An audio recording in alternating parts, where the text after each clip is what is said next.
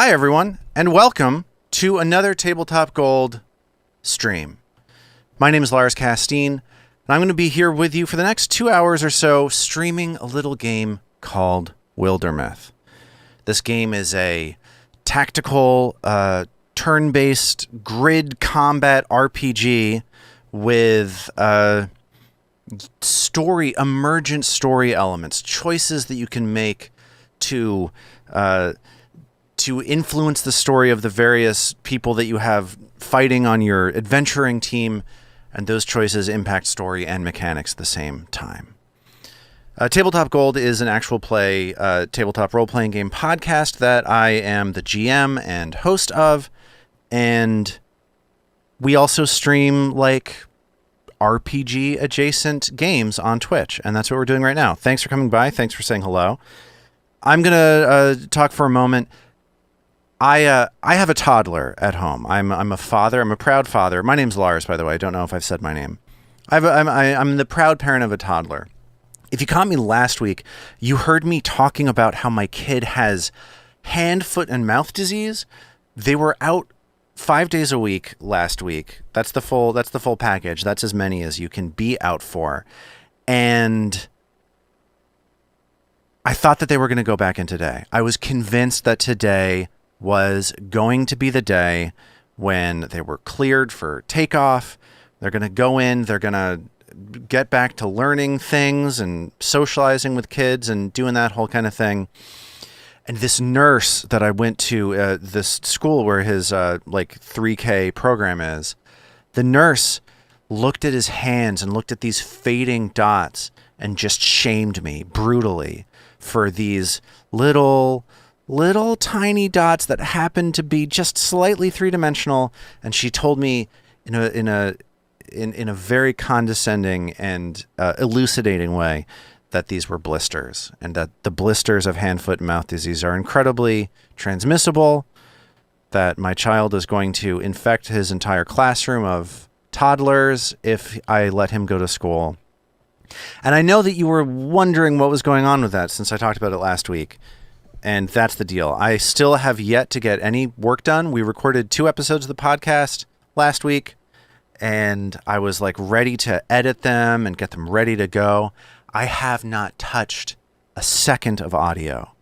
I'm completely stymied. I'm way behind. I'm stressed out, and I'm trying to balance what's more important, my child not infecting a room full of toddlers with the odious hand, foot, and mouth disease, or is it more important for me to edit the podcast that I'm editing while I'm being a dad? So anyway, that's my story for this week. Thanks for joining me. I'll see you next week. Just kidding. I'm about to start playing a game. I'm enjoying a nice whiskey of some sort as I play this great game. Oh boy, that's strong. Don't know what it's called. Noah's something or other. My wife got it for me. It was very kind of her to do so. I don't really know what it is that this thing is called, though. But I like it. If you have any questions about whiskey or anything else, just let me know. Hit me up in chat. I'm looking at the Twitch chat the entire time. I'm here checking this thing out, making sure that everything's working correctly. So if you wanna talk, go ahead and talk. I think the most fun thing to do is to continue influencing the choices that I make as we play through this game. So go ahead and do that if you want to. And with that all said and done, what do you say we play the game? There it is. Wildermyth. The title screen. There's a man with a frying pan and a lady with a pitchfork. Or pitchfork. Here we go. Continuing the story. If you haven't seen before, the name of this adventuring group is the Cheesecake Factory. All of the adventurers here. Oh gosh, we're jumping straight into something, huh? The Abandoned by Jeremy Bernstein. Not the typical name that we see attributed to this to vignettes in this game. If you're having any issue with the audio, just let me know. If you're having any issue with the video, you can let me know that too. Here we go. Somewhere deep in the swamps of Red Roost Plains. She has a prim proper voice. Her name is Bacon Avocado What's her name? Bacon and avocado. I forget. Did anyone else hear that? And here's, of course, classic Basque omelet, the Lothario. Hear what? I don't know. It was like some kind of... There it is again! Probably just some animal. It sounds hurt. Maybe we should look for it. It seems a little off mission, doesn't it? Hello? Hello? Are you... What is it? What did you... It's a child. We've already played this. Why is this? So I'm going to just like flap right through this. We already made this choice. I guess it just didn't save it. Great. So we're going to help the child, is what we decided to do last time. For the sake of continuity, we're just going to decide to take care of this weird little goblin baby. Goodbye. Strange. Not really sure why that was not saved, but it wasn't, and so it goes. Okay, so what just happened is we decided that we made a little choice in this vignette to save this goblin baby thing. Whatever. It seemed like the right choice when we did this last week. Let's continue by building a station here to earn resources. Okay, so we have the choice here to either make an outfitter, a weaver works, or a tannery. We're very low on spell thread, and none of these make that happen. Hides and fabrics are kind of our next lowest resources. So let's do hide and fabric to try to even that bad boy out, shall we? Let's send all of these people to do it. These guys are up here. The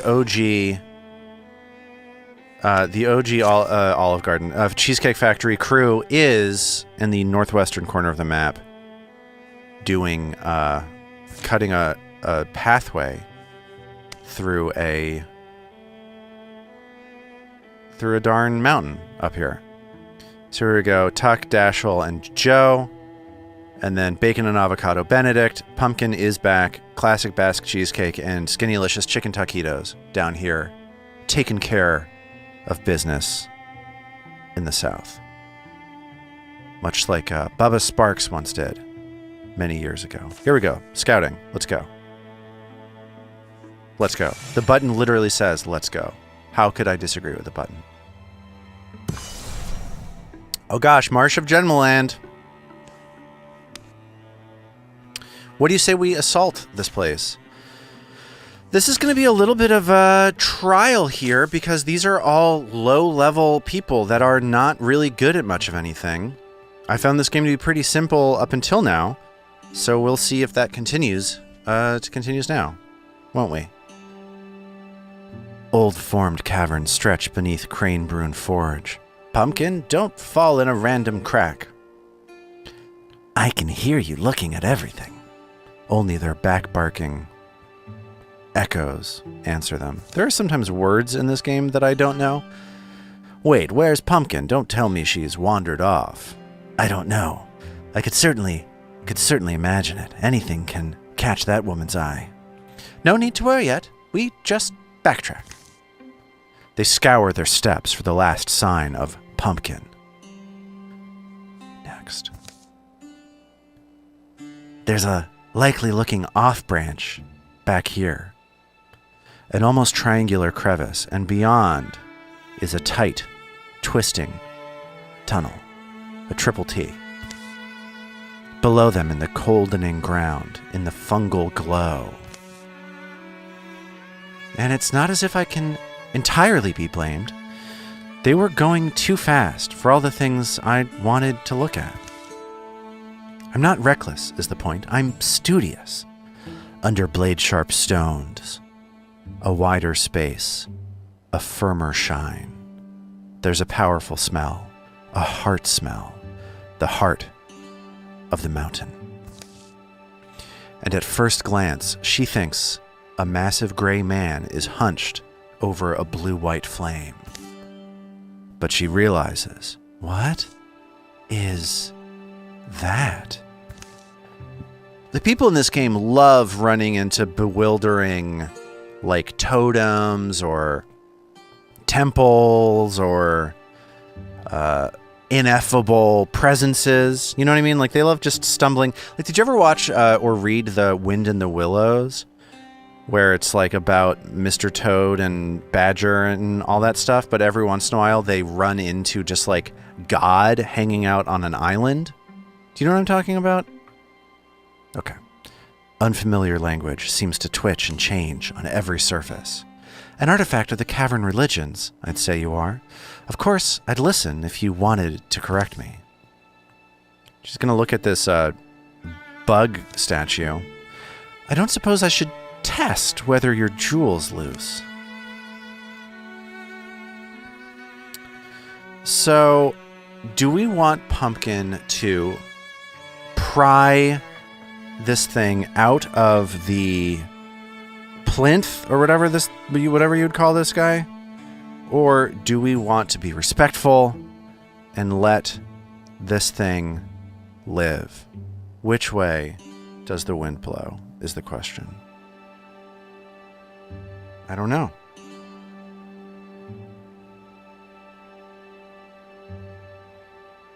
I don't know. I also don't know if my audio is working, so that's fun.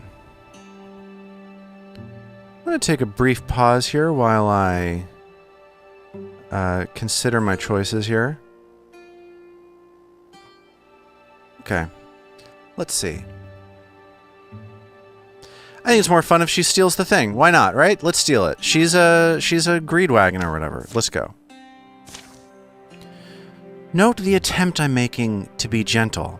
You don't know me, but I don't deface things unnecessarily. Pumpkin wiggles her gut knife, compound noun, into the seam between gem and setting. And only a moment after she does so, an indistinct tremble travels up the blade. Glim, glum, hum. You're generating that buzz? Harmonic vibrations, they swell. They sing in the joints of her skeleton. Har. Pumpkin bends near, lowers her knife. I don't see any Crack! A thunderclap, a luminous flood! A wet, bloody odor and a sulphurous scent of fresh split rock. Time seems to pause and the world fills in with white. And then fades into normal motion, color. Oh, she's screwed up now. What did you just do? Pumpkin? Pumpkin? There was a brilliant gemstone. I found it. Here. I felt almost compelled to claim it. I tried. And now the specimen has simply vanished. Folks always warned me your desires will change you. Oh, what? Repeat that? Reach up, your eye. Doesn't that hurt? A short while later. At least I can see. I can see through it. Facets of things that shouldn't have facets. They'll emerge in daylight and encounter the enemy they'd sought. And Pumpkin will look at things differently from then on. That's fun. That's a fun time. Pumpkin is back getting a gem eye. You're telling me you wouldn't leap at the chance of getting a gem eye, given the opportunity? You would. If you're telling me you wouldn't want a gem eye, you are lying.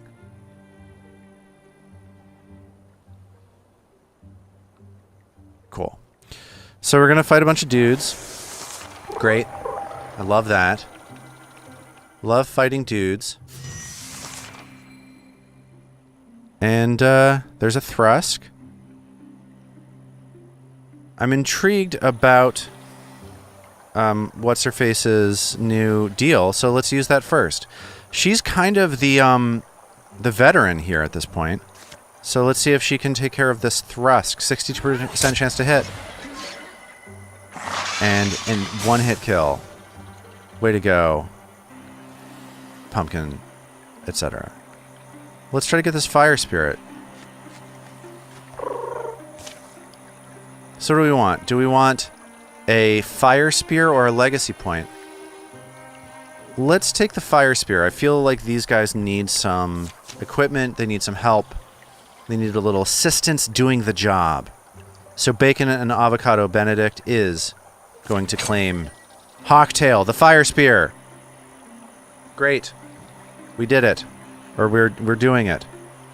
I don't know what you want from me. Oh, who gets it? Oh. Did I goof? I think I goofed. I don't know. I don't know. I may be making bad choices. Okay. Classic Basque omelet or whatever. What's his name? Yeah, classic Basque omelet. He's just going to run up as far as he can. Every other turn... Oh, I guess he's done. Skinnylicious Chicken Taquitos is a werewolf. He's faster than everybody else is, so I guess we're just going to run him straight into danger. Foolish, perhaps. Yes, quite foolish. Woof.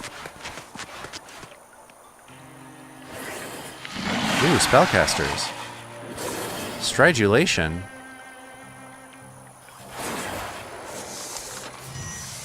Okay, so that sucks. Let's move Pumpkin is back up.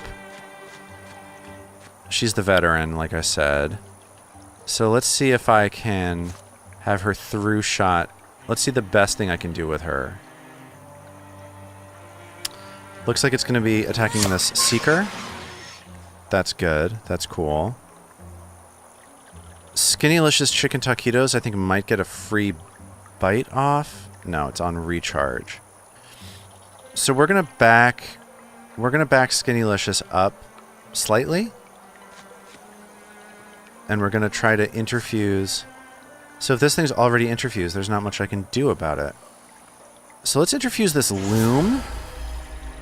And let's see if we can bone lance this loom at anyone. It seems like that should target. Am I crazy? I am crazy, it turns out. Well, seems like it's time to die. Let's have Bacon and Avocado Benedict step up and strike the Seeker. That's good. Like that. She has a thing where if she takes damage, she becomes stronger. So there's a little bit of a risk-reward situation happening with her. No such thing with Classic Basque Cheesecake. So we're just going to have him Guardian. And I'm probably just going to die. This is my first time dealing with casters here. Okay. So Pumpkin is back. I think is able to through shot 2 guys. 73%. Let's try instead to move to see if I can increase my chances, and see if I can have her through shot on these 2 friends instead of... Cool. Yowzers. Alright, that's not too bad. Let's check out Skinnylicious Chicken Taquitos now. Bone Lance. If I can Bone Lance the interviews thing and potentially kill both of these dudes. Can I get all 3 of them? Probably not. Let's see what happens. Okay. That's not bad. Let's clear out our first of these bad guys with one of these warriors. Oh, there's a Dweaver. A D-Weaver, as they call it. So they get knocked back and killed. And Bacon and Avocado Benedict is going to step up and strike. For, let's call it minimal damage. So her damage is going to be improved now. Now that I've got guys on the front line, I'm going to lead off with them rather than leading off with my ranged friends, which I normally would do. I'm going to have Classic Basque Potato Salad, whatever his name is, Cheesecake. He's going to try to slam. Woof, I think is the appropriate thing to say with this, my friend, the werewolf. Let's move him up to give some defense for these guys. Can't bite. Don't really understand what's going on with that. And let's try to kill this guy. All right. That's good. This is working out okay. Pumpkin is back, is going to step up, providing more defensive bonus, and is going to try to through-shot this D-Weaver, who is now poisoned, and is teleporting, and is doing damage to my friends. Classic Basque Cheesecake has this Zealous Leap that I can do. Kind of want to try that out and see if that helps me out. It does. Fantastic. Everything's coming up to Taquitos. Okay. This increases block. I can give this to anybody here. I'm going to invest this into my new friends. This Earth Shell Ring, that seems like a classic Basque cheesecake sort of situation. Huzzah! Says Rex. Welcome. We have won. A winner is us. With battle done, they stand still a moment, warmed over by the rays of a lowering sun. The gem casts a tickle of light on Pumpkin's thoughts. She's got a thing in her eye now, isn't that fun? Does it ache at all? It looks like it would ache. Thanks, Bacon. Seems like you can still see, right? I see the edges and faces of things like I never saw before. It's weird. It does give you a certain, allure. I have a lot to figure out. I have the entire world to sort of look at through a new lens.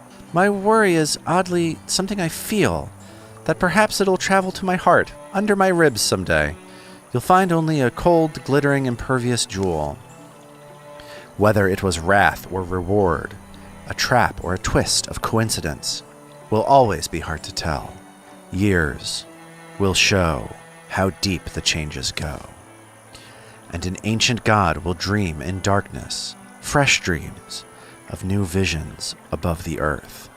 So she's like got the body or the eye of like a Lovecraftian mind beast in her body, and now she's like the eyes of Chaturga or whatever. Is that what we're doing? Well, at least she's got a gimmick now. Everyone needs a gimmick. Hey, this Dweaver's gonna be a mindworm now. Okay. Done. These dudes are still chipping and chopping away at this mountain pass. God bless them. We're gonna secure Sternberdersberg. A tile will flood in 24 days. Do I want that? Probably not. Let's search thoroughly. Let's push our luck. Oh boy. Seems like something's about to flood. Yep. The Zorula Weaver works. You're done. Alright. So we get some ingots. And we get the Elkhorn necklace, which boosts accuracy of both a melee and ranged variety. Let's give that to Bacon and Avocado Benedict. If I'm going to have her running around getting potentially, like, murdered to get her, you know, Blood Rager thing happening, I think it's important that she hit when she tries to attack. So, these friends are about to take a long journey to build a bridge to, you know... Is that stupid? Am I doing a stupid thing? Is it a waste of time to build a bridge when I already am carving a pass? I think it is. I think that we can just snake this group of the B team up around into this mountain pass and forego the bridge. So let's do that. I just want them to go up here. Can I just make you go somewhere? Can I just say go? I don't understand. I'm a little confused as to what the thing I want to do is. I guess... Can I just have everybody travel here? I don't understand.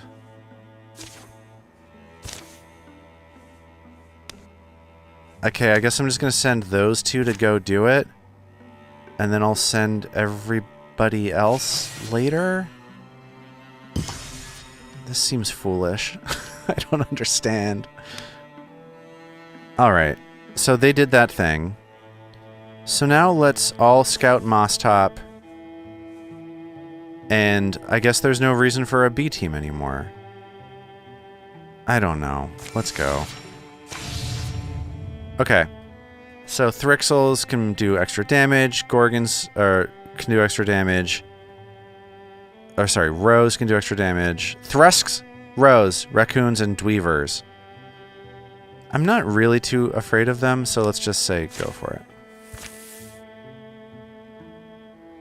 Oh, so they have to take the long way around. Okay, so everybody is going. Incursion. Okay. Yes. The incursion's coming from there? That's fine. That's where I'm going. Moss Top. So first we need to assault Wolf. Locked. Assault. Oh, we must achieve other objectives first. So we just have to clear out all this other stuff. That's fine. We're going to send a party to scout. We're going to send the near party here. Okay. Having a little trouble with the interface today, friends. We're going to send the near party up there. Our classic friends. We're going to say, let's go to them. We're going to pause.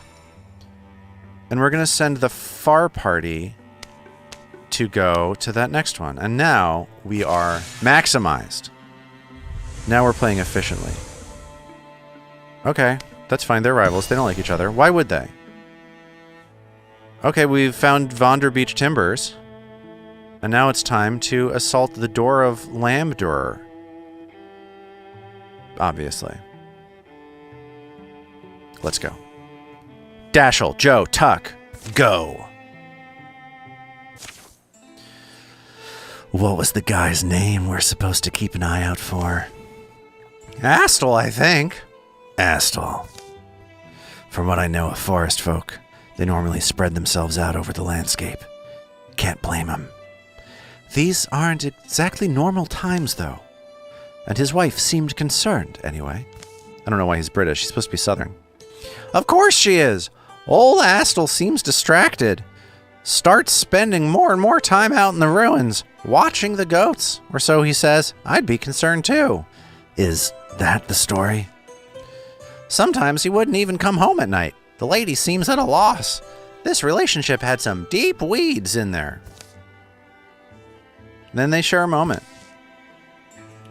How do you get people to tell you these things? No idea, but if you know how to make them stop, I'm all ears. Oh, this comedy routine these guys have got going. I love it. Listen to these guys. Clouds grow like lichen over the sky. They pick their way through the building bones until a shout rings out from close by. Come on, come on! Up the hill, a man stands against a monument. His gaze darts between the sky. Come on! And the shadows of the approaching deepists, these mushroom guys. Get around him quickly! Or, let's sneak in while he's got their attention. I don't know. What are we supposed to do? Weren't these deepists good? Like, weren't we friendly with them? Weren't they, like, cool dudes that told us how to do something? I don't know. I don't want to fight deepists. We're going to sneak in. Wait, really? This situation only improves with dead deepists. Wait, that's not at all the rationale I was using to make that choice. Let's make that happen as quickly as possible. From pillar to wall, they move in quietly. It's time to construct a mission. Ooh. Ooh. Okay. Wait, I'm controlling Astle? I don't understand the ramifications of my choices. That should be obvious. I thought I was doing one thing. I'm doing a different thing. I thought I was just saying, screw these guys, and leaving this guy to die, which is what I wanted to do. I did not want to help Astel. I wanted him to suffer. Well, maybe next time. Okay, Joe is going to hang back, and Dashel is going to run up. Cool. Uh-oh.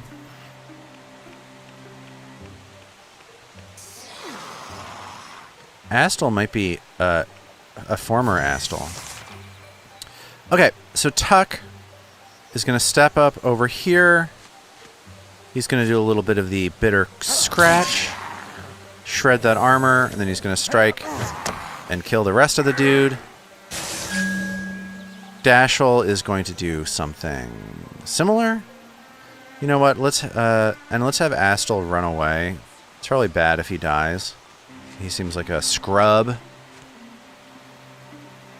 Oh, our friend here can move again. I guess with his move, he'll do an inscrutable stare against this guy and get him to run away. Cool. Let's get Dashel into a good position. We can move him up here and then use his cone of fire to potentially kill the Woken Slinger.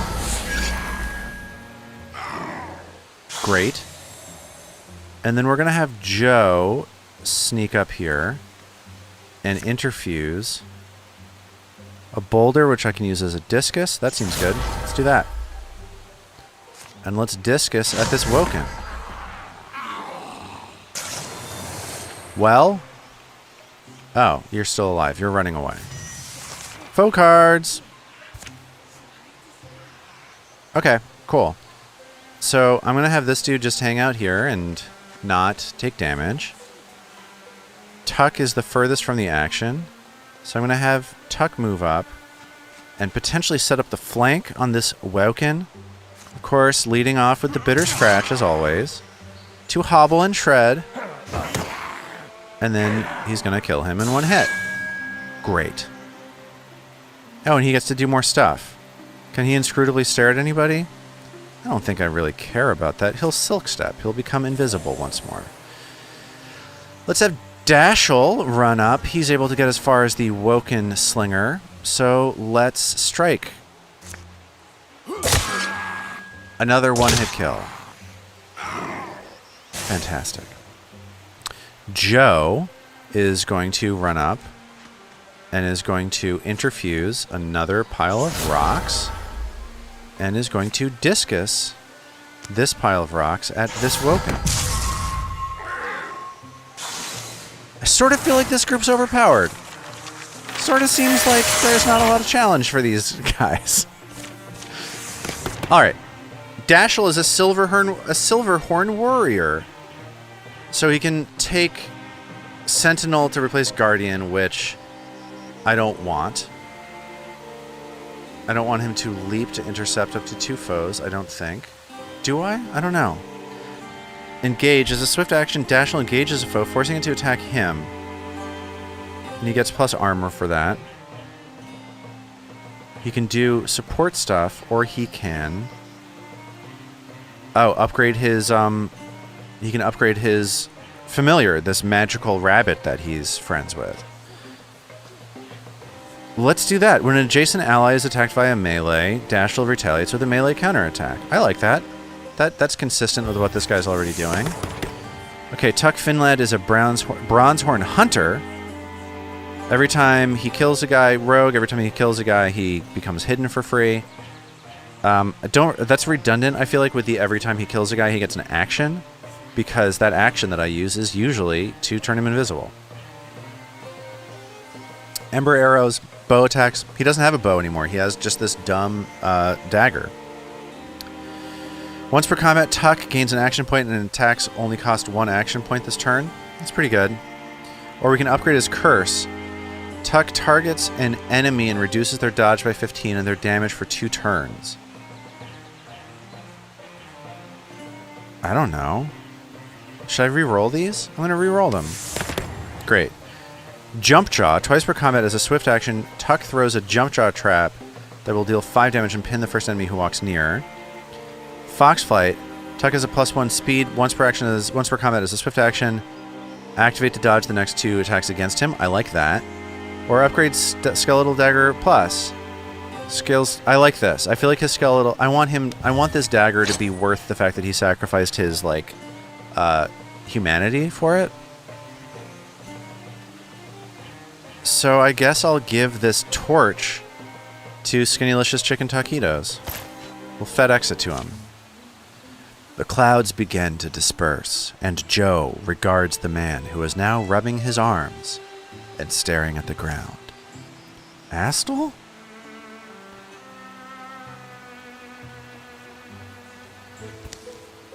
Do I know you? Do you even go to this school? Next. Your wife sends her regards. That's like actually kind of not a nice thing to say to somebody. Just to say like, hey, I was talking to your wife, you idiot. So what's the story? Watching the goats? The goats do like it here. They climb the ruins. But that's not... When the forest began to get more dangerous, I thought it might be time to finally use the Stormwell here. This? What is it? Surprised you haven't heard of it. This thing's been on the family land forever. Aunt says it was Kioran. We had stories that it could... This is gonna sound crazy, but that it could give you power.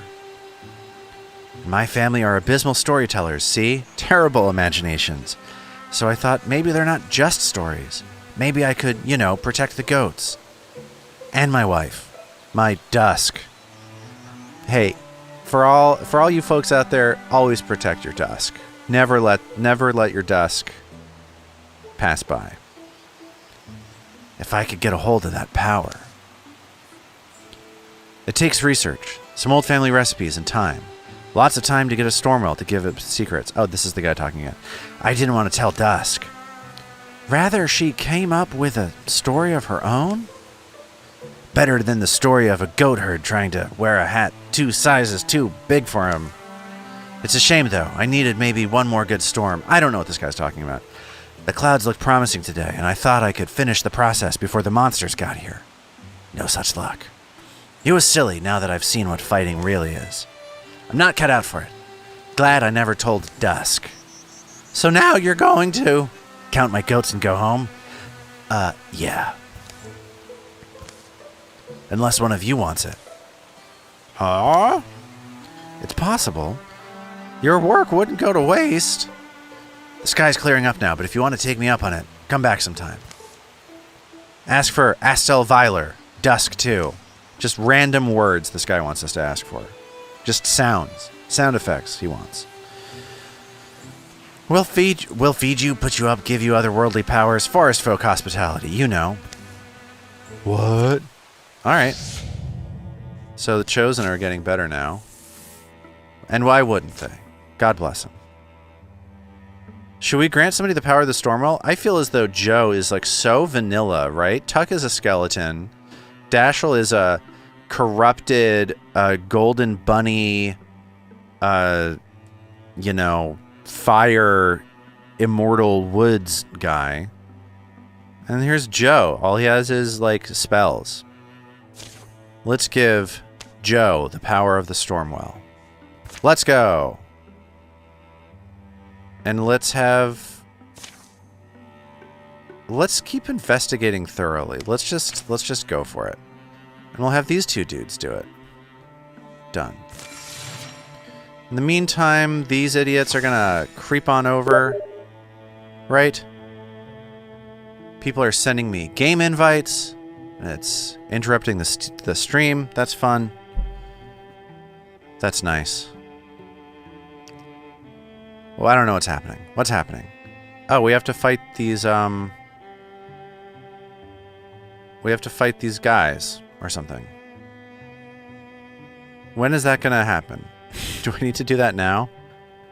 Maybe I'll wait for Joe to finish becoming a cool guy. Astel and Dusk welcomed Joe and stuffed him full of bristleberry pie and goat cheese while they waited for a storm to roll in. Right, this is more like it. Dusk, get your boots.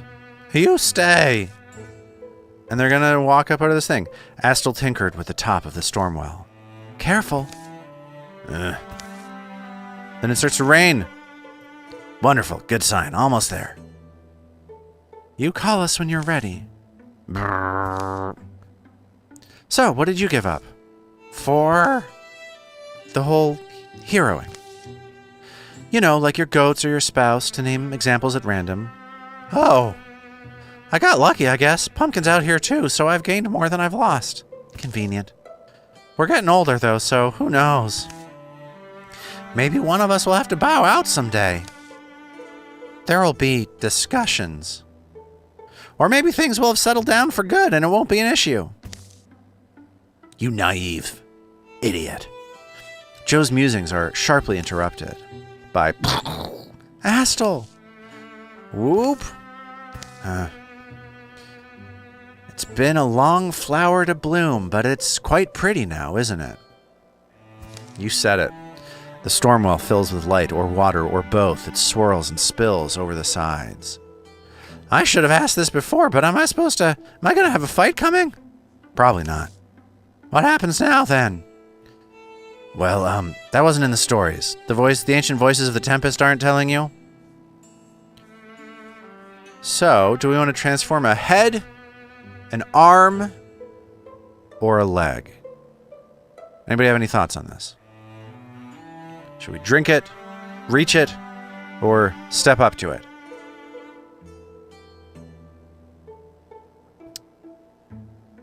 It's a tough choice. You never know what part of your body to corrupt with an ancient, unknowable force. Me, though, I'm an arm guy. I've always enjoyed putting my arm in things. Here we go. Joe extends his arm into the cold water, and shock snaps up through his shoulder. Feeling fades to static, then swells to power. Huh? You think that would have looked good on me? Might have made milking goats harder. Okay, so we're going to have the Door of Lamb door. We're just going to go with our 3 overpowered monsters. The Gorgons have come. Rotten odors roil thick as steam. And I would call that ululating. Is that ululating? Is it an ululating animal moan? Or are we talking about a ululating? Ululating. What I'm trying to say is the people that wrote this game know a lot of words that I'm still sort of gradually wrapping my head around, and, you know, good for them for knowing the words that they know. Usually it's compound nouns. This time it's ululating, which apparently is ululating. Anyway, it grows and grows with the thunder of mismatched feet. How should the defenders respond? Do we want to fight them? Do we want to harry them? Or do we want to fight with cunning? Fighting with cunning is our best percentage, so maybe we should just do that, right? Let's play the numbers. Concealed amid their surroundings, they elude the frustrated eyes of their enemy. Choosing the moment to strike is up to them. Wait for it!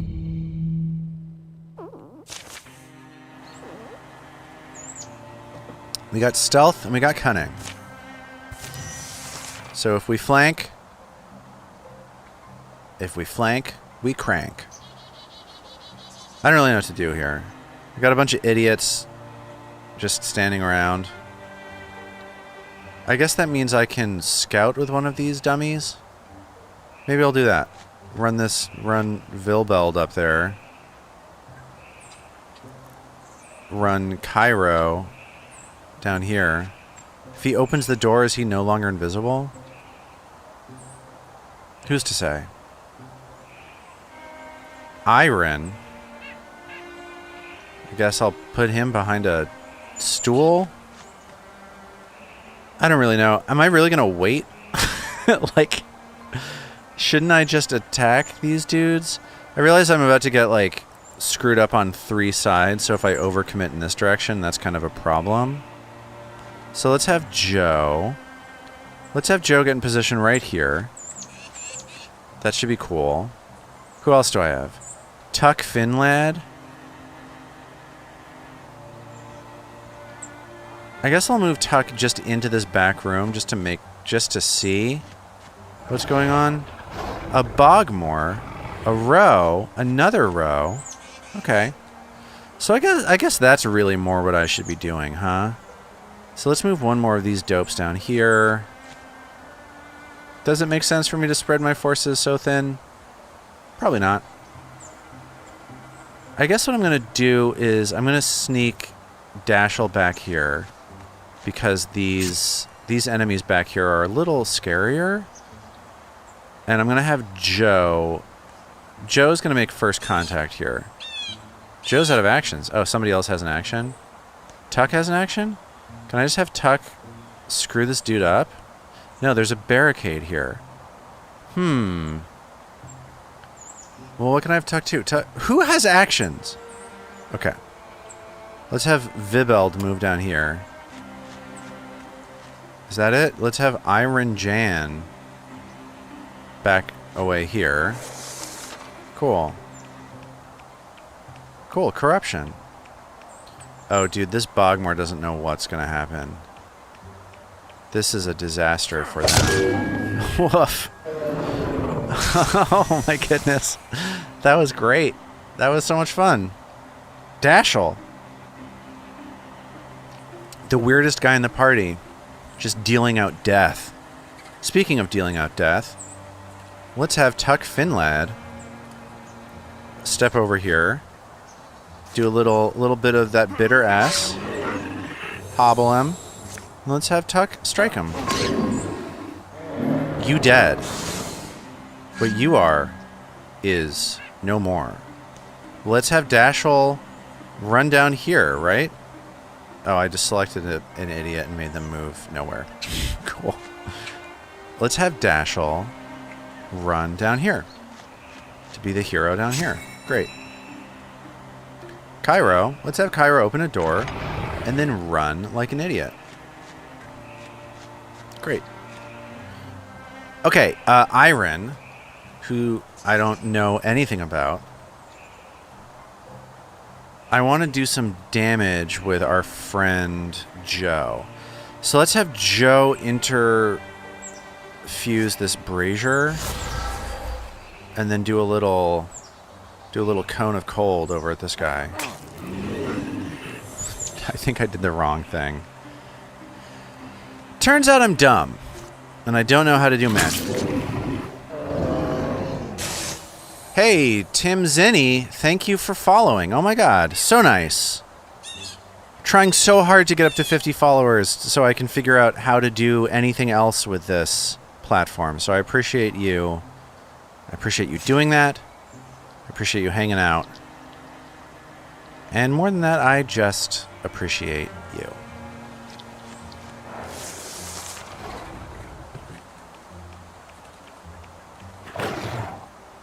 Oh, Joe. Oh, no. That's actually kind of bad.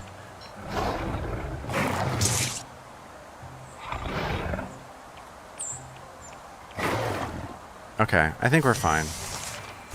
We got more foes entering the combat, which I don't love. Let's send Vibribbon down here to kill this raccoon. Who am I controlling? Tuck Finlad? Let's move Tuck in.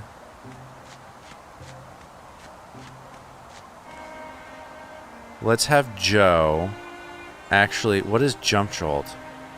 Oh, I see. So this is my new magical hand deal. So I can do 5 damage or I can do 7 damage. I want to do 7 damage, of course. Dodged, and now this guy's on fire. Things could be going better for old Larzo over here. I'm not gonna lie to you. We're gonna put Dashel here to set up a flank and just do a massive overkill. And strike this person. Great. They're dead. Kaio! So I'm going to have Kaio run over here and see if you can at least get some damage on. I'm pretty nervous about Joe here, to be frank with you. Okay, so we killed the row. Let's have Levi move behind Dashel so that she doesn't get killed. And let's see what else happens. Dashel's gonna kill a row because that's what he does. Oh, I lost a guy. Somebody died. First time that's happened.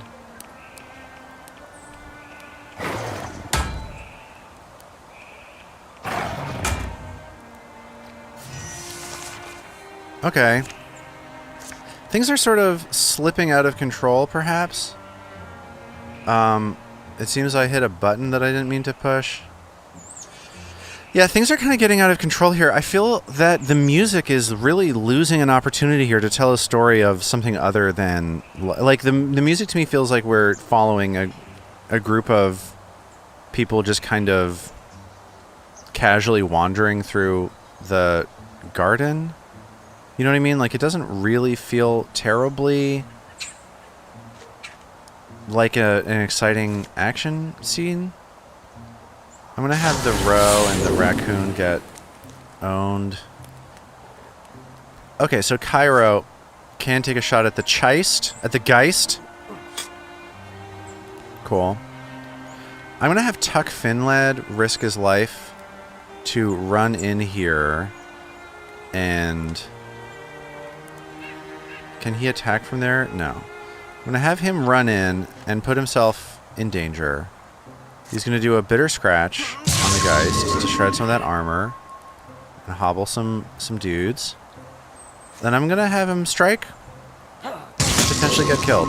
But no. He's a beast. And he's going to Silk Step.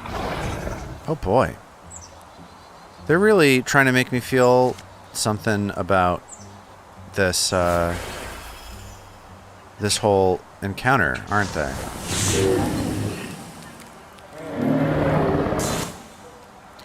Levi is going to run. Can he shoot? Can he hit this row? Maybe 69%. That's nice. Okay, Iron. I'm just going to have him back up because I think he's an idiot. He's going to wait.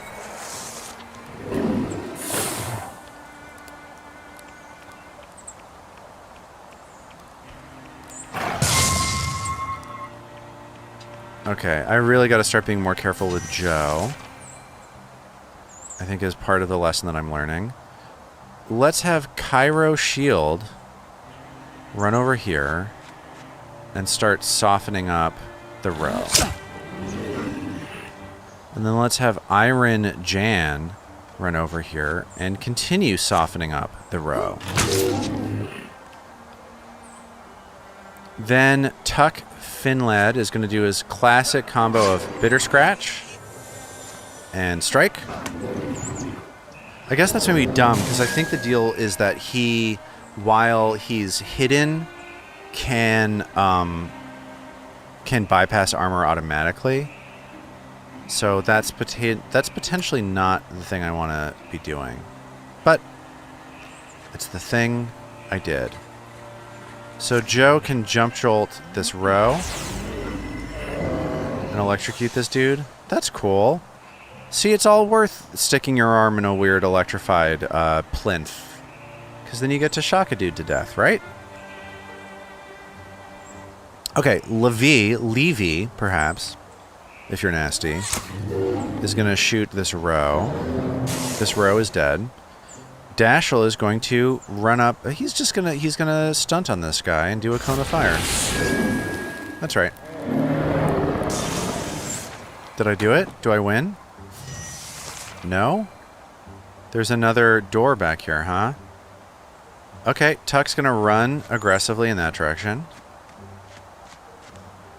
Joe is going to hang in the sort of squishy middle over here. Levi is going to... It's probably Levy. She's going to open a door. Uh-oh, it's a Bogmore. Oh, no. Levi. I trusted you. Blocked. And Dash is going to step up over here and guard against foes. These two idiots are going to run across the barn.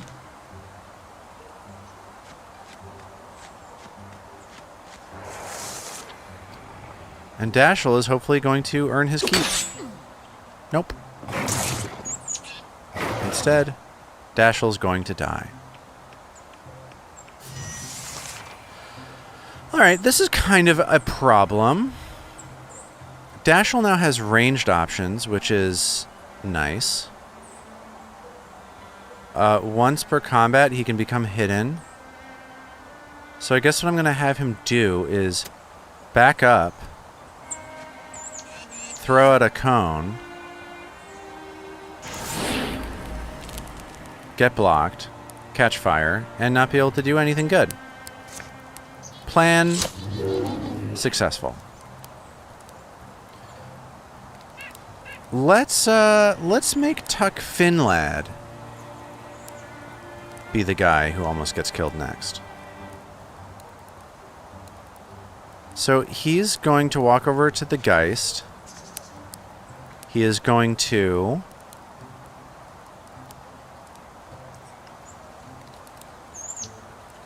Bitter Scratch, shred some armor.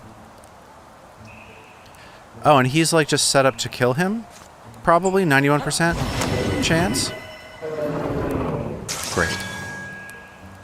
And now he has another action because he killed a guy and he can turn invisible. Wow, what a great what a great character. Great. Let's interfuse this barricade and Splinter Blast one of these guys. Would have been pretty cool if I could Splinter Blast both. But pretty cool only gets you so far. Levy is going to shoot this row. Iron is going to just hang out, provide some defensive bonuses, and wait. And that's it. Levy, you got noxious tongued. Everyone's kind of taking some punishment this time. I'm a little nervous. First, let's have our biggest idiots move and waste their stupid attacks on potentially a 47% chance of killing a guy. Great. Next, this idiot's going to run in and use a pitchfork to stab a monster. Cool. Tuck. Dashel can get up to the Bogmore. And we're going to give that a shot. One hit kill. Tuck is going to... Tuck loves corruption, I think. So he's going to do Bitter Scratch. And then the strike.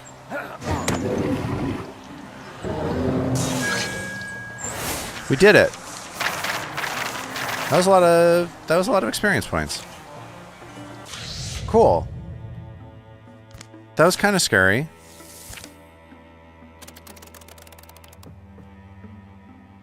So I want to secure Lambadur.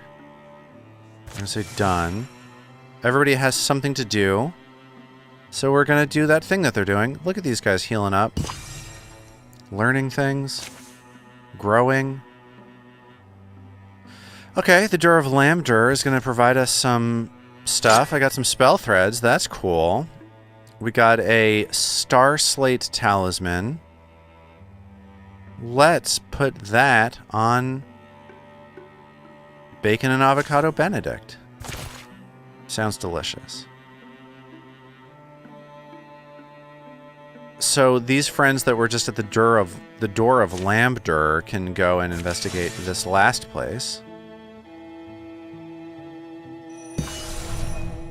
We got Walleen Plains. Should we assault Sandborn's Barrow, or should we let our guys heal up? I kind of feel like we should let our guys heal up.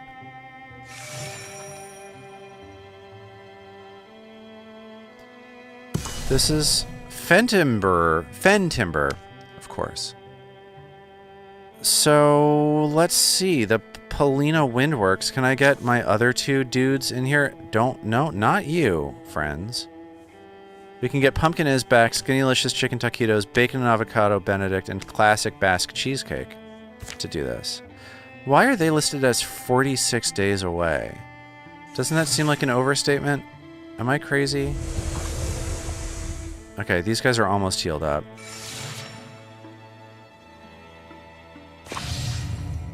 Calamities? I don't want this Droven to have extra armor. And I don't want a new version of an old card. That's going to be the thing that I'm paying to cancel. Great. Done. Let's continue. Okay. These guys are all ready to go, so I'm going to send my 3 oldest friends into battle. Cutting the Noose by Douglas Austin. The rain hasn't let up much through winter. The earth is soggy and stinking like a corpse. Hills have sunk and dead mice float in flooded fields. People are moving towards the mountains. Going by Arnon's map, we're nearly there. Are you good? Now's when we find out whether our gamble makes us fools. I've heard it said that to cut a noose is to gain a dangerous friend. Anyone know what that means? Any thoughts? The Gorgons are swarming these days, choking us, drowning us. This whole world is near its limit. Any chance may be the only chance. Scrah! Okay. Raccoon, Bogmore, Gorgon, Bartoth, Geist. Well, there's a Geist. So I guess the first thing I want to do is walk Joe up here and see if we can interfuse or Bone Lance. Let's get Boney. And let's Bone Lance this fool. Great. Tuck. Can Tuck get close enough to do anything? Not really. But he can probably get close enough to inscrutably stare at this guy. And then Dashel can take the point. And reveal a Bogmore. 2 Bogmores even. Oh, that's a great combo I'd never thought of. The Terrified Retreat combined with Dashel can trigger this like attack of opportunity. That's pretty good. It's a little scary. I would like an opportunity to use some area of like effect. I think I need to move Joe up slightly. Could be too much. And interfuse these rocks. That's not AOO. This branch, maybe? Am I already... Okay, let's see this. Let's try this and see if I can Splinter Blast both of these boys. I can. I can Splinter Blast all 3 of these boys. That's not nothing. So... Not really sure... like what he's currently wielding. How do I see what my character sheet see? He's currently wielding the Flare Axe, or he could be wielding Gristle Cleave. I don't know. I don't know what the right thing to do is. Well, let's just go for it. Do I have anything like resembling a bottleneck here? No. No, I don't. I can hit up to 2 enemies. These guys are going to pull him out. So I think maybe that's not going to kill anybody. I'm a little nervous about throwing him right up into the mix, just given how screwed up that last thing was. But I also feel as though, okay, that's good. But I also feel as though if you don't try, you never know. So at least here we can get rid of one Bogmore, which opens up opportunities for Tuck Finlad to run up and do the old bitter scratch strike combo. Get rid of a second Bogmore. Thornfang. So I can make the stronger of these two raccoons run away. And then they're going to... Oh, hello. An explosive raccoon, you say? I'm getting a little nervous. He can still attack after he runs?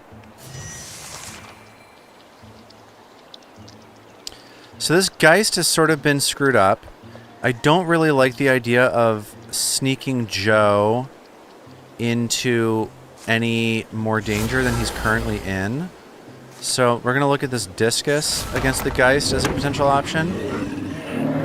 With pass-through, you say? Interesting. This Bartoth is scary to me. We can have Dashel move up here and become in range of the Bartoth.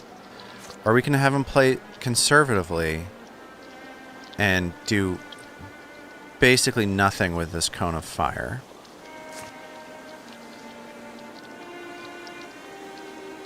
We can have him run over here to just do Guardian stuff. Although this explosive raccoon is sort of frightening to me. I'm realizing that, like, this orange highlight means that he's in threat? I don't exactly know. Oh, I think it means that the cone is in range there. So he can get Coney. I think I'm going to move Dashel. We're going to keep playing defensively. I'm going to have Dashel strike the Gorgon. And then I'm going to have Tuck. Hey, there's that explosive raccoon. Strike the Gorgon again to just, like, massively kill them. Thornfang. He can stare at somebody. He has a 95% chance to make this frightening guy run away. So maybe that's what I should do. Hey, get out of here.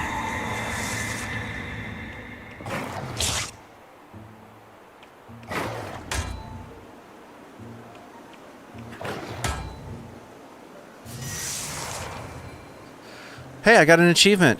Little Chivo over here. Cheers. Chivo cheers. I don't like that this raccoon that is explosive is over here. And I sort of feel like I need to move Joe up to interfuse some rocks that I can then discus out of range. I can't... Oh, I have to... I can discus these rocks at the exploding raccoon and not have him blow me up? Hey. That's tactics, baby. That's just... That's simple strategy. Let's have Tuck run up here. Let's throw out a bitter scratch. And let's... inscrutably... Yeah, let's Silk Step. And our good friend Dashel is going to run over here, making himself the soup du jour. And let's see what happens to him. Guardian! Great. So... Tuck is going to just advance and kill. Nope. He's going to advance and suck. I'm going to move Joe into a more aggressive stance. Interfuse a Splinter Blast situation. to potentially take care of this Bartoth when the Bartoth gets into it. And we're going to have Dashel run over here, Cone of Fire this guy to no effect. And then Joe is just going to set up over here for some potential better times next turn.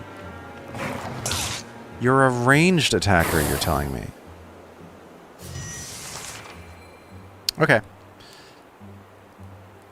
Tuck is continuing on his stupid side story of trying to kill a raccoon. Side story complete. You can join the main narrative here of fighting a giant stick-wielding pig. And then Joe is going to get a little nasty. First, Joe's going to move. Put this guy in range. He's going to interviews. He's going to Splinter Blast.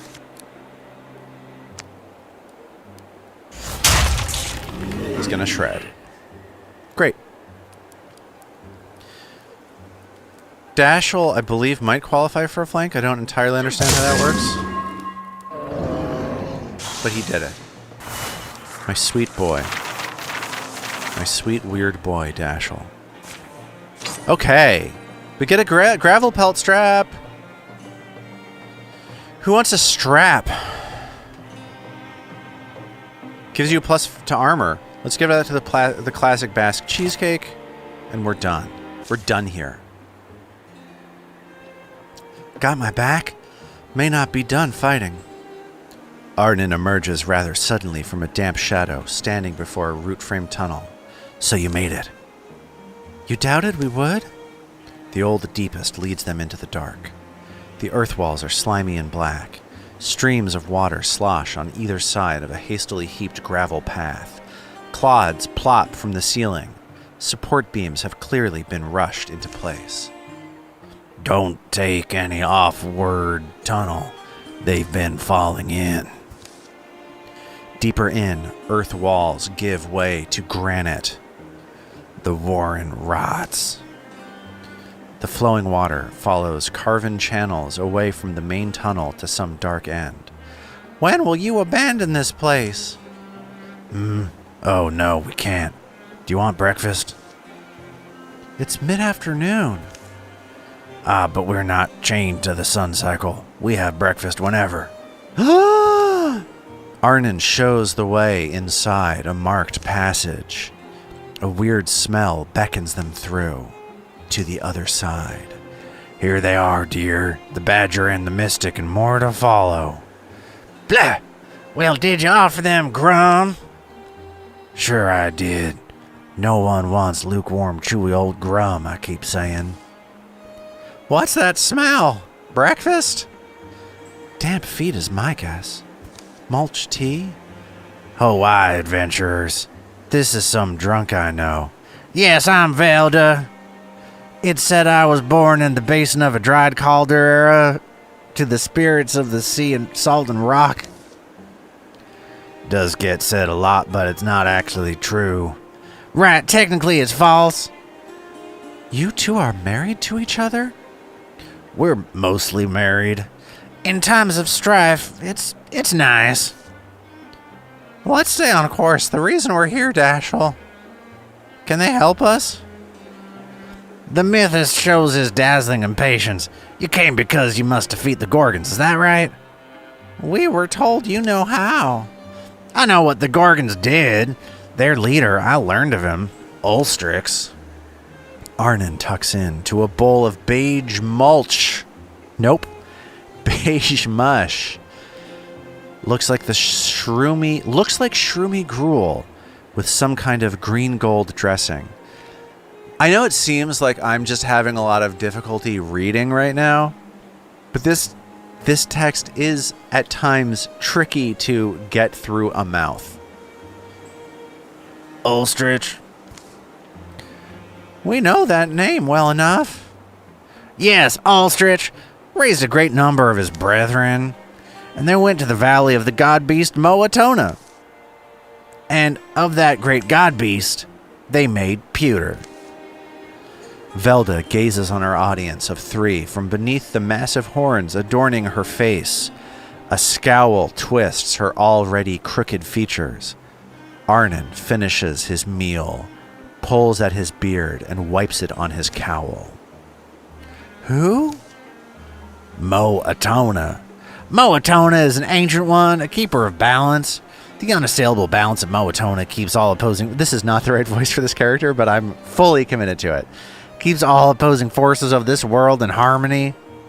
And because Moatona's dead, that throws off the weather? And the seas, and the peaks. All will turn into a big blue Gorgon soup. Us the carrots and beans, and you the onions. So that's why Ulstrix needed his army. To slay a god. Well, what was the point of that spear we bled over? Wasn't that supposed to be the symbol he needed to unite whatever Gorgons behind his crusade? What matters is this. Moatona cannot die. She's petrified. The reason I called you here is that I've been hoarding a certain restorative spirit distilled from the roots of the extinct bullflax flower. I call it root beer. Turns out, the voice I chose was the correct choice. I see you coming, game. I know what you're doing. I know when you're going to build seriousness and when you're going to undercut the seriousness. I'm in your head. A medicine? My root beer should be able to restore the great Moatona if you can get it to her. My brewing goddess, Velda. Well, assuming all that's true, why us? Don't you have your own lackeys? Deep down, some of it is, we're afraid. So, our people are made frail. Water's the worst doom. The Gorgon leader is strong and fearless. So too are his hordes. We are too old. I'm scared to die. The Gorgons are gonna let us do this thing, aren't they? Just kidding. It was the opposite of that. The thing I read, take the opposite. The Gorgons aren't gonna let us do this thing, are they? And do we know where to go? Are we sure reviving this god beast will fix everything? The badger grows quite asky, but I'll answer all your questions. And do we know where to go? And are we sure reviving this god beast will... Wait, sorry. We're going right to left. Over breakfast. I'm still hungry. It's salty warm. Velda is true to her word, and as Arnon serves up bowls of grum, she draws a serviceable map upon the wall in pale chalk. The food is surprisingly good. Lastly, Velda hands over her healing ale, a single sealed earthenware bottle. Soon they're on their way again. They carry the hope of all the land and its creatures in one fragile bottle. Hey, we got a true Gorgon now. Sure. Hell yeah.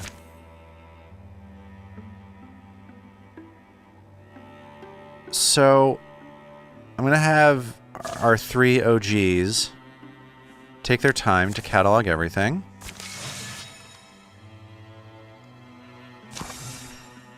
And we get to attack the Paralina Windworks with the B team. The Cheesecake Factory had been pointed towards a cluster of tents in a wooded refuge south of Paralina Windworks. We were lucky to have a day's notice that Gorgons were coming.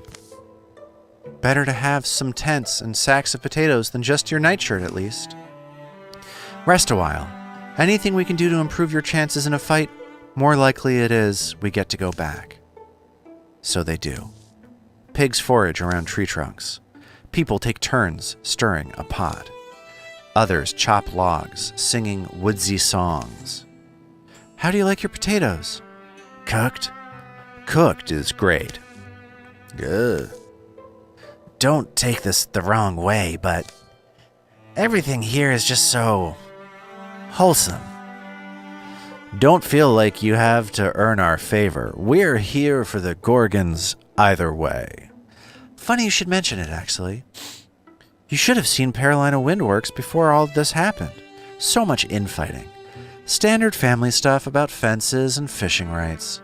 But day in and day out, you try not to take sides, and it only makes everyone angrier. I was ready to throw up my hands and leave them to chew each other's bones. But suddenly, give everyone a common enemy, and it's striking how quickly they come together. You're saying you want us to leave you some gorgons? Not necessary. I miss beds and wells and locked doors so much. You know what a full-time job it is keeping these fat possums out of the food sacks? Rawr! I'm not getting excited yet, though. I've seen Carolina Windworks with my own eyes. Even from afar, you can see the ruin. Those beasts have little left but destruction in their bodies. Then scrap it. Huh? Build a new windmill. What better excuse to start over? And abandon what was? When a place is lived in, it grows a spirit of its own. We don't get to enjoy that these days, trekking around as we do. Trekking. You heard Falcia. It was a squabble strained anyway. Take advantage of the shakeup and build something better. Their discussion stretches through the afternoon, bringing arguments for both sides. But in the end, the people of Carolina Windworks are convinced to... I feel as though Skinnylicious Chicken Taquitos is a low charisma character. He's got the head of a wolf. He's kind of an asshole. Whereas the classic Basque omelet, he's a smooth talker. I think the thing that he suggests is going to be the thing that we do. He's going to salvage the old site. What's a storied history without stories anyway? This is just one more for the collection. After some passable potatoes, Falcia's talk turns to logistics. There's a gully up that way that'll get you close. That's how I got my best glimpse of the place. If a wild-footed oaf like me can use it and not be noticed, it should serve you even better. The gully guides them, true, deep enough to mask their approach. Glad it hasn't rained lately. Classic sees it first. Falcia wasn't exaggerating. Debris hides signs of life, but squelches and snorts ride in on the smoke. We'll save what we can. Never underestimate sentimental value, eh? Alright, Raccoon, Bartoth, Gorgon, Geist, Bogmore, Rager, Pargon, Chaturga. I guess I'll open a door with bacon and avocado, etc. Does she have reach? Is that how that works? Spears can reach? Cool. So classic Basque, etc. is able to get in there and zealous leap in front of bacon and can slam. Let the boys be boys. Pumpkin is back. Might even be able to shoot. That's Skinnylicious Chicken Taquitos. That's fine. We can interfuse a lamp. Sure. Let's do that to blind the Bogmore. And Pumpkin is back. I believe can shoot through and hit both of these guys and poison them.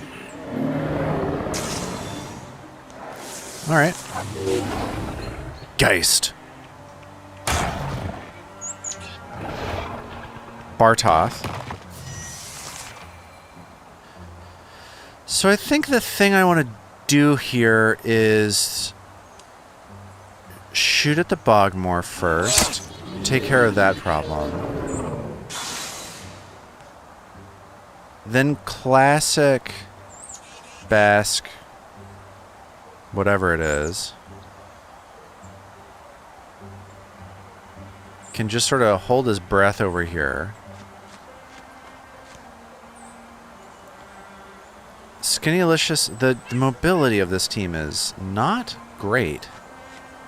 Skinnylicious Chicken Taquitos can interfuse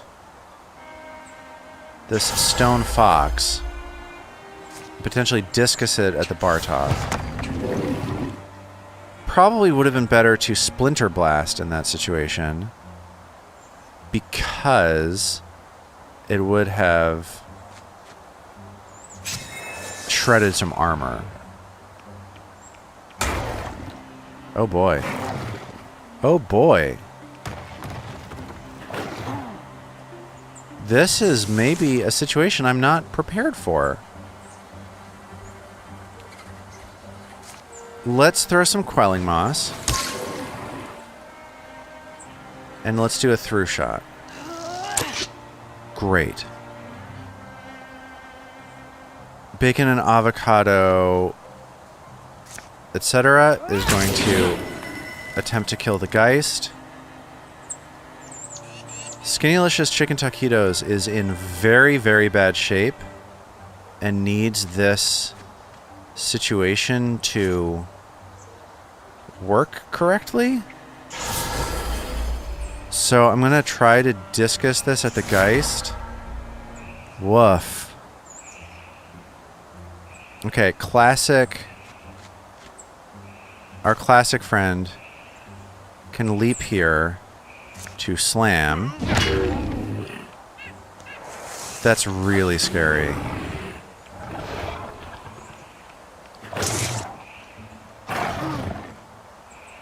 Classic is dead.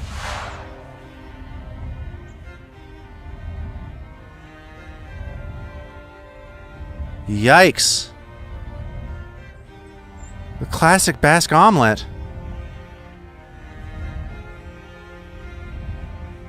He's going to be maimed. I'm going to maim him. We're going to try not to TPK over here. I can't make it far, but if I could just get a friendly shadow. Sure enough, the shadows pull Classic in, hiding him until the battle is over. Oh boy. Scary stuff. Skinnylicious Chicken Taquitos is again the dangerous situation here. Oh boy, these dice. These dice. Bacon and avocado is going to come down here and is going to attempt to strike this guy.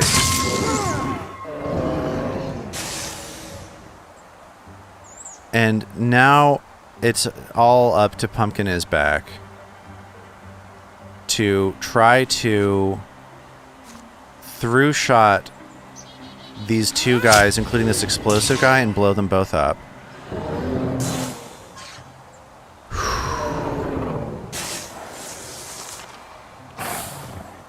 Bartoth misses. Pumpkin is back. Pumpkin is back is going to toss out the Quelling Moss to try to poison the Bartoth. Done. And she's going to do a through shot on the Bartoth, stunting on him. So I don't think there's much I can do with Bacon and Avocado. Whatever her name is. Benedict. So she's going to enter Guardian. I think Skinnylicious Chicken Taquitos is in too vulnerable a position to face reality. I can throw arches up? No. So he's going to set up to blind the Bartoth next turn, and he's going to wait.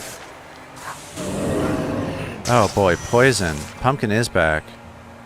Earning her keep. There's more bad guys? Oh no. Okay, Pumpkin is back. Is going to run up here. I think we're going to play pretty conservatively. She's not able to shoot? Can she Quelling Moss this guy to poison him? Skinnylicious chicken taquitos. Step up over here. That was potentially his death. So let's move him back. Okay. And bacon and avocado Benedict is going to enter guardian mode.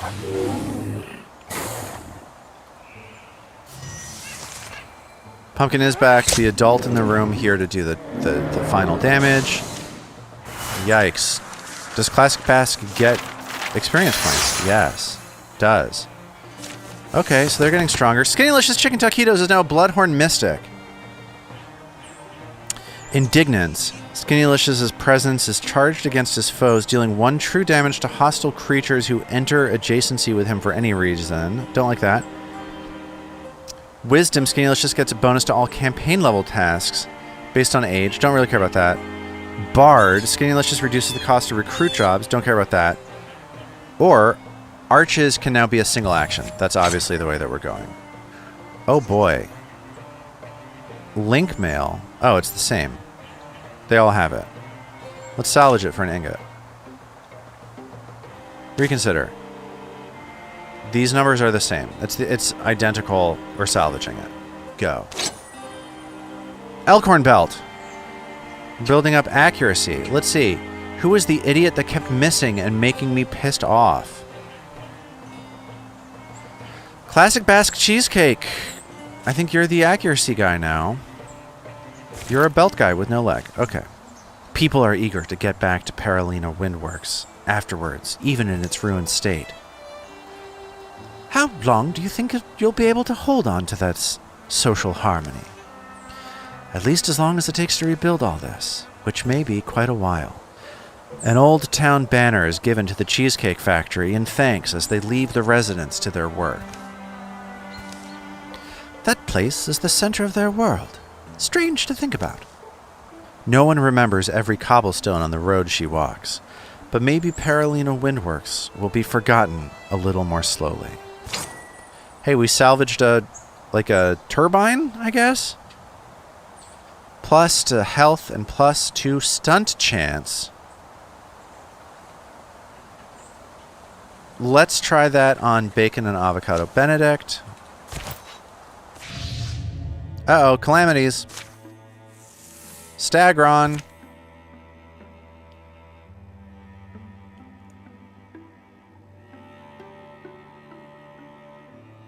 Okay. So our friend is he's getting maimed. So we're gonna send Pumpkin, Bacon, and Skinnylicious to secure the Windworks. We're gonna investigate thoroughly. Great, done. And stop. Oh, these guys are still securing the site. Okay.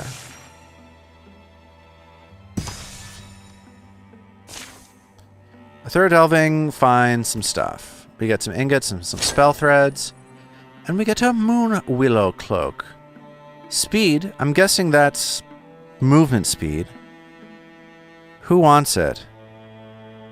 Who do I want to move faster? I have found that Bacon and Avocado Benedict is too slow. Claim. An igneous strap, you say? Let's give that strap to...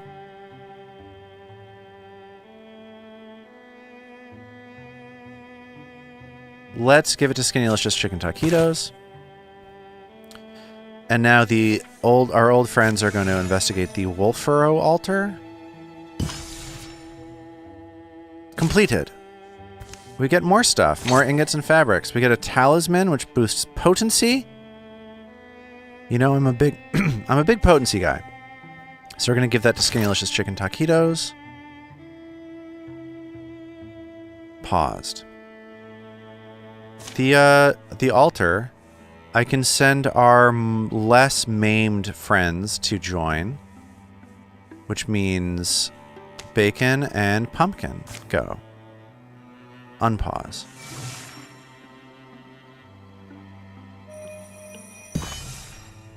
We did it. A hillside cave serves as their final campsite. Look for the truth that spins inside your heart. Tomorrow we face death, but we're Gorgon Slayers. Do you really think death can stop us? Be sure of your gear. This is the last sleep. We'll be prepared. My God. We got a bunch of stuff. We got tons of stuff. Ooh, final preparations. I've realized that I haven't boosted any armor for anyone. And I kind of feel like that's maybe something I should do so that they don't just die. So I'm sort of inclined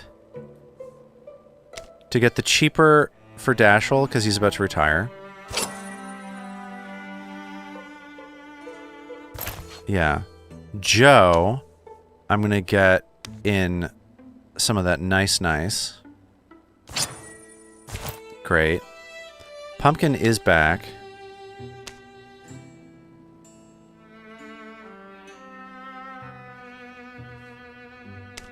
It looks like the bark is better for archers. It says, it takes great craft to add this much weight to an archer without frustrating them, so examples are still quite rare. So let's give her the archer armor. Tuck Finlad. I'm going to give you the Traff. Great. I gave her... Did she start? She started with Link Mail.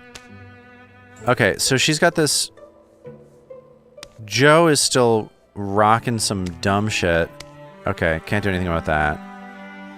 Pumpkin is back, has this amazing spear that we never use. Can bacon and avocado get up to something a little nicer? She can. Ashtail. Damage goes up. Let's try it. Let's go. Autumn Ruth. Autumn Truth. Makes more sense. Alright. Next. It's the end of the chapter. Can you believe it? Age of Ulstrix by Douglas Austin. The valley of the god beast Mo Atona. We knew we were set up for an unwinnable fight. Even in the relentless rain, it was a beautiful place to die. Dashel, we have a chance, don't we? Not just winning, but surviving? Well, we ate good, we got our rest. Nothing we faced so far could stand up to us, right? Joe's like, what? I wish I knew more about these things, gods and science. I thought I knew more than I did, I guess. If I survive, I'm selling this wand, buying a red silver cat, and opening an inn. A clear path climbs the hill ahead of them, to whatever waits. It's a hill. Time for you to die on this hill. See what? That was fun. Alright, so Pumpkin is back, is going to get to through-shot through these dummies. So let's just, like, have her immediately use her best stuff. Joe, I can move up here and... Uh-oh, Gorgon. I can move up here and interfuse. I'm going to choose to interfuse this discus. I'm going to discus at the Bartov. And hit the row in the meantime. I knew that was going to happen. You think I don't know? I know. Okay, Dashel's going to run up here. He's going to cone of fire at the Bartov. Tuck probably should have stepped up here earlier. Uh-oh, Bogmore. Tuck is going to strike. Hopefully kill a guy. Great. And is then going to Silk Step here. Bacon is going to hang back because she's not good. And she'll Guardian, why not? Bogmore. Gorgon. Pumpkin again being set up with a great leadoff strike. Or you would think. Tuck, I'm going to run over here to potentially set up a flank. Uh-oh. He's invisible, so I'm just going to kill a guy. And Tuck is unable to blend into the shadows once more. So we're just going to have him scare this Gorgon away.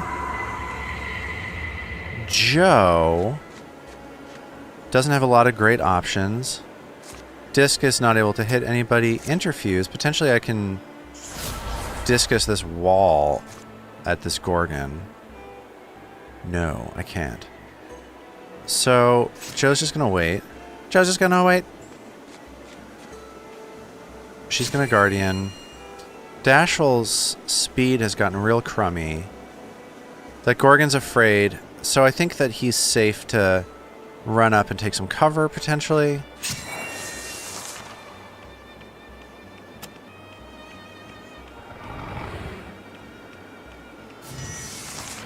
Okay, Pumpkin is going to need to run down here. Potentially take up a good position. Cannot. Potentially Quelling Moss. Cannot. Bad turn for Pumpkin. She's going to wait. Let's see what Joe is up to. Can Joe discus something useful? No. Joe is going to move within his range, not stopping in the corruption, and attempt to discus this at the Geist, potentially hitting the Rager at the same time. Wow. Big hit for Joe. Way to go. Bacon and Avocado is going to creep up to the next bit of cover. And Guardian. Dashel. I don't like it when Dashel gets corrupted, so I'm not going to do that. So I'm going to step Dashel past the corruption. Okay. Cone of Fire at our friend the Rager. Sure. Tuck is going to move up to the Rager. Bitter Scratch. Shred some armor and strike to finish him off. And now that he has been finished off, he's going to Silk Step behind some cover. Pinning Toxin. Don't like that. Pumpkin is back. She's going to shoot the Gorgon. Pretty good. She's suddenly good. I like that. Tuck is going to continue dealing some damage, skipping the Bitter Scratch, and just going straight from being hidden to killing a guy. I guess what I want to do is approach Moatona, which means I need to get over to that little exit lane back there. So I'm going to do that. Joe is just going to run for it. Bacon is going to run for it. Dashel is pinned like an idiot. Pumpkin's going to run for it. And Tuck is going to run for it, but is going to stay here. And wait. Joe's running. Bacon is running. Dashel is running. Slowly.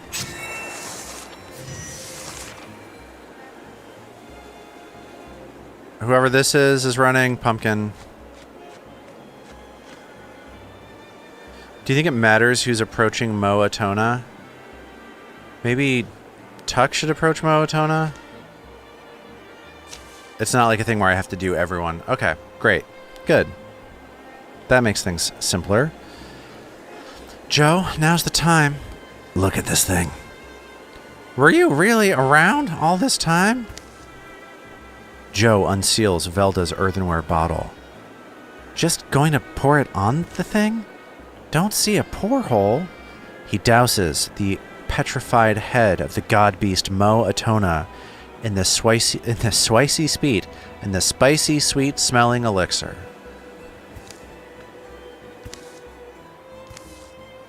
It's not working, is it? Ah, well. We're out of time. Ulstrix, he's here. Souls and time flow in a great circle and a great golden loop. I knew that others like Ulstrix had been and would come. But others like us would always answer. We were inheritors, wardens of the good world. When the first land was raised from the folds of the sea, 2 worlds were born out of one. To Ulstrix, a mighty and arrogant Gorgon hero, this was creation's mistake, and he dreamed he'd mend it. Very little has ever been known of the things that scrum and scoil beneath the roiling waters. We know the Gorgons are old, so maybe they aren't easily moved. My vanity hopes we threw him some surprise. I'm imagining this is being spoken by some weird elder god. I actually don't know who's talking right now. But it's possible we were his fools from the very beginning. We unpuzzled the stone and chased that spear of petroglass. We struck a blow, I think, in taking it. But our grubbing plunder of a Gorgon heirloom gave him a story to tell. Our species cast as the scrabbling villains incited his Gorgon brethren together, rose behind him to imputer this gentle god. And the ocean rose while the rain fell, and the ice of the world turned to melt. For a while, I'm sure, he believed his dream would replace reality. The rain stops. But it won't. There's Ulstrix, the mighty lord of Gorgons, scarred and strong, hurling his underlings before him, and blah, blah, blah. Okay. Okay. I'm not exactly sure what's going on. Oh, there's Ulstrix. Look at that guy. Look at this dude. Just hanging out. Got a little Cthulhu with a little diamond-tipped Cthulhu over here. Love this guy. So I think Pumpkin is back, given that these idiots have grouped themselves up together. I think she is our first choice here to potentially... Let's do a little Quelling Moss, too. To potentially poison all 3 of these idiots? Yeah. Cool. Oh, is that her turn? Well, mistakes were made. I thought she could do that for free. Let's see how far up I can get Dashel. Not far enough. But I can set him up to Guardian. Oh boy. That's cool. Tuck can run up and can do the old scratch and sniff. Ooh, you survived. I don't like it. Let's interfuse a dead tree. And let's start splinter blasting all of these guys. Cool. That is a big boy. I agree, Rex. Now that's a big boy. I'm still afraid of Bacon and Avocado Benedict getting totally murdered. So... But... I don't know. I'm gonna sneak her down here. Keep her a little aggressive.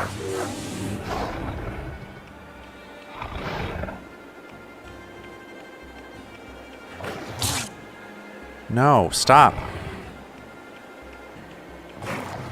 Stop it. Oh boy. So, AoE is really the order of... Oh boy. Oh boy, he threw a guy at us. That's cool. Oh, okay. Dashel. You beast. So the thing I really care about here is... I really like the idea of Joe... Where are you? Of Joe, I guess, having to step up. That's just the way it is. Interfusing something with Splinter Blast to do as much sort of AoE kind of stuff as I can do.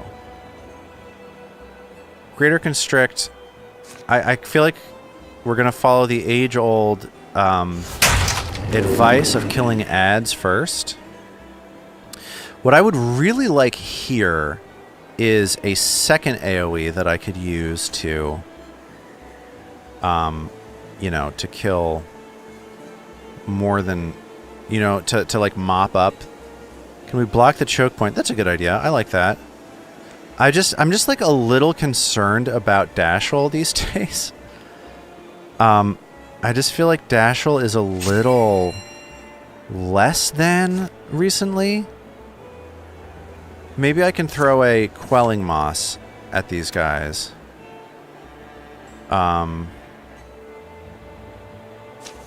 So I think that I need to scoot Pumpkin up so that she can be in range to Quelling Moss all of them. Which maybe I don't understand how this works. Quelling Moss. Great. So that will, I think, do a lot to both of those, to all of those. Tuck, I think, needs to clean up this mess here. He likes corruption, I believe.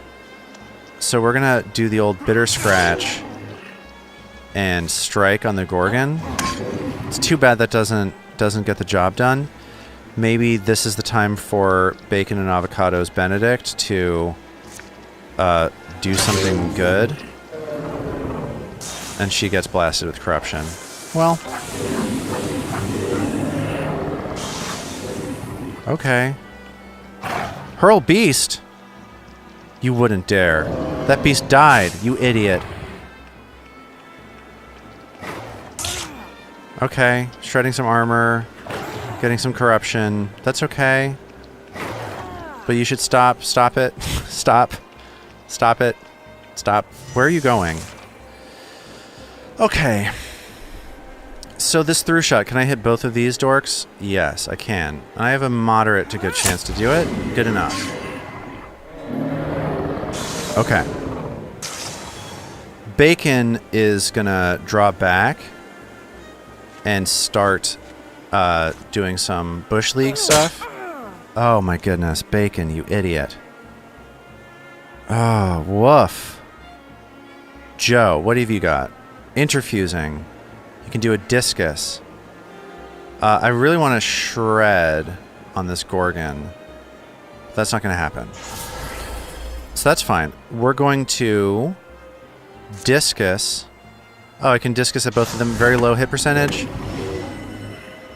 Not a problem. Cone of Fire. Can I get Coney? No. So if I step him up, I can get a little bit of a cone. I can put the Gorgon in the cone zone, which I love. Tuck can play Babysitter and strike the row. And then can Silk Step. Okay, got it. They're foes. I don't like it when they shred Dashiell's armor. This encounter is really making it hard to have a backline that doesn't get killed all the time. Ugh. So I'm not sure exactly what my best strat here is. Can I Quelling Moss? No. So Ulstrix is poisoned. I'm gonna just keep firing. Just keep putting some dams down. Let's talk about Bacon. Bacon needs to kill this pig. And she did. And I think... Oh, okay, Bacon's done. Tuck needs to deal with this flank. And he'll do that by... time-honored, kid-tested, mother-approved, Gorgon... Scratch. The old scratch and blast. We're gonna make the row run away. Get the fuck out of here. Joe has a discus ready to go. And I guess I'm gonna throw that discus at the Rager. That's potentially good because it takes ammunition away from Ulstrix and makes it so he can't throw another dork at me. Which I like. We can start creeping the front lines up. Is he pinned or something? He's pinned. So we can cone the row. Cone sucks. Cone not good. A terrified row running away. A new row. Here to murder Bacon whatever. Oh man. Okay. This is a little rotten. Steal the backline first. Let's get Bacon some more kills. Great. I think it's time for Tuck to push forward. And kill. We're gonna Silk Step over here. Okay. So can I push this forward? Yes, I can, and I won't be on fire if I do that. Can I throw a cone out there? I can. Is it going to do anything? Absolutely not. Okay, Pumpkin is going to start missing. Joe is going to sneak up also. Where's that discus? It's a 68% chance discus. I can blaze, get some team synergy in here, and fire leash at Ulstrix. If that hits, it does a lot of damage. Pretty good. Okay. More idiots coming up. More of Dashiell's armor getting shredded. More throwing of a Rager. You know, the last time I threw a Rager, I was in high school. Nobody came. Okay, let's see if Blood Rage can get the job done. It can. Okay, I feel like Joe is really our MVP at the moment. If Joe can infuse more of this blaze and then fire leash at Ulstrix, I think that's like an extremely good thing for us to do. The next good thing I think that we can do is running... oh, I see. So Tuck's going to try to get around, but he cannot without running through the fire. And that will nearly kill Tuck. I don't think that we need to play quite so aggressively yet. Maybe we can get Pumpkin is back with slightly better odds if she runs up. Okay, so Ulstrix just needs to get hit once. Can Ulstrix, can our friend cone him? Get coned!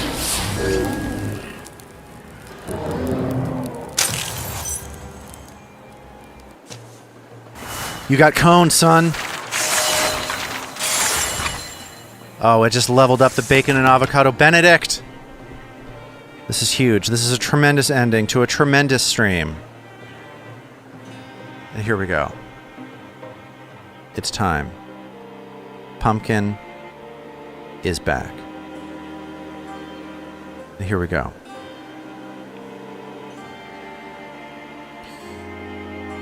Pumpkin is back is now a Bluehorn Hunter. I can do either Rogue. Every time Pumpkin kills an enemy, she enters Gray Plane for free, becoming hidden. Once per combat, Pumpkin grants adjacent target, don't care about that, Ember Arrows. When standing by a fire, Pumpkin's bow attacks have +1 damage, +1 shred, and start fires. Fire can't spread to her. Or I can upload Quelling Moss. I'm going to upload the Quelling Moss. I feel like that's been really tremendous for us. Bacon and Avocado Benedict is going to get a little something also. A little taste of her own brunch. She can get Vigilance. Bacon's heightened senses allow her to perform up to 2 reaction strikes per turn. That's not really her focus. She's a Blood Rager. Oh, okay, so Untouchable. When Bacon gets a kill, the next attack against her will miss. That's what her dad has. Battle Dance. Melee attacks only cost Bacon 1 action, or upgrading the Blood Rage. Once per combat while wounded, activate to gain +2 damage and prevent health dropping from 0 to 0 for 1 turn. I don't know. I kind of like the idea of Battle Dance. I like that more than I like the upgraded Blood Rage. The mighty Ulstrix finally crumbled before it. I don't know. I don't even know who is talking right now. Okay. Some would say we saved the world. And we did save the ember of it. We cupped this red coal of life, held it away from the water, carried it into the next morning. Through wreckage, loss, destruction. It would take time for the water to go down, the memories to lose their bite, to rebuild, to heal, and maybe to live new lives someday. But our story was just one of many, The end. Well, I beat the game. Okay, great. Friends. The end. Does anything else happen? Yes, it does. We get credits. Well, thanks to Worldwalker Games Limited Liability Company for producing that fun game and for putting lyrics in this thing. Okay, so I guess we get a epilogue. So Tuck became a guy. Joe was less keen to spend evenings reliving the old days. I kind of wasn't expecting the campaign to end right then. Is anybody else expecting that? Am I crazy? Did my stream die? Is that what happened? Great. Good stuff. I guess there's story here. Dashiell gathered as many of the company's stories as he could and enlisted Tuck to illustrate them. I'm sort of disappointed that the campaign ended there because I was so excited about Dashiell getting to become like an immortal or something from convening with that forest spirit. You know, like I was ready for Dashiell to retire, but I sort of expected everybody else to continue going on. But I guess I'm naive.